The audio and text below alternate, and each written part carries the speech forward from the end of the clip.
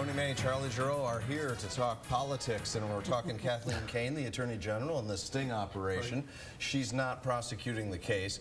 Why should the sting operation tapes and things be revealed, unsealed? There is a move by almost all of the media in Pennsylvania to have these records unsealed. Even Kathleen Kane has joined in that motion. I think she had to. I think it's fairly certain at this point that they're going to be unsealed imminently. And then a lot more questions will be answered about this. And I think Kathleen Kane will still have a lot of explaining to do. Tell me. See, Charlie knows what he has not seen, so he won't be dissuaded by the facts when they finally become available. But it is a good thing to unseal these files because we already see some legislation moving ahead in the state Senate. The Senate committee yesterday approved legislation to ban taking cash gifts.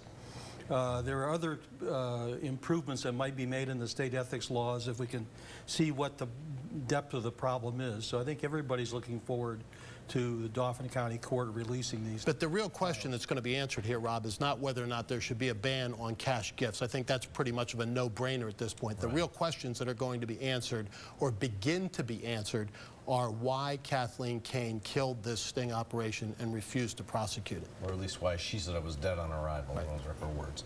Well, the Democrats are all in with television now. We've got Allison Schwartz's first TV ad. There are a lot of kids in our state who did not have access to insurance. But in the state Senate, no one really seemed to care. One of the first pieces of legislation. Well, I guess the biggest question here would be how effective can she be now that she is on the, and this commercial on the air in Pittsburgh and Philadelphia, I believe. Yes, we're not seeing in this area yet. Right. And it's been emailed out to about 1 million people. Well, of course, that's one way to get it around. How has this changed the game? Well, Central Pennsylvania is not likely to see much of Allison Schwartz throughout the primary campaign, and if she's the nominee in the fall. She's going to run a very urban campaign. She's a Philadelphia liberal. That's where she wants to be. What's going to be interesting is whether or not her Democratic opponents in the primary take her on over her exaggerated role that she claims in the creation of the CHIP program.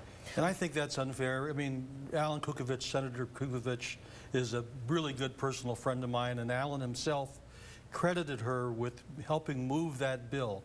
And I was working for Governor Casey at the time, and I can tell you that Allison's role was important because she brought along the Philadelphia caucus and got this. Nobody says she didn't have a role, Tony, but even she is walking back the exaggerated claims that she made. We'll continue to watch that. Well, the first one in TV was Tom Wolf. Everybody said because he has so much money. And interestingly, Tom Wolf apparently had to borrow a significant amount of the money that he gave to his campaign.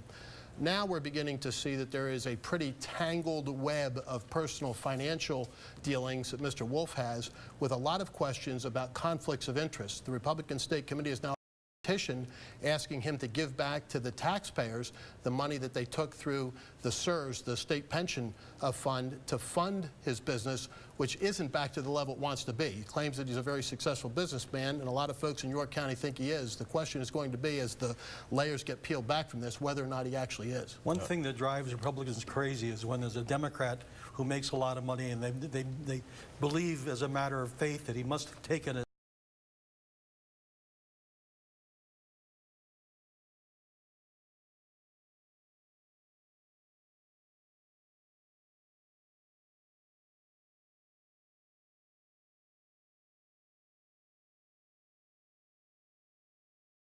Thank you.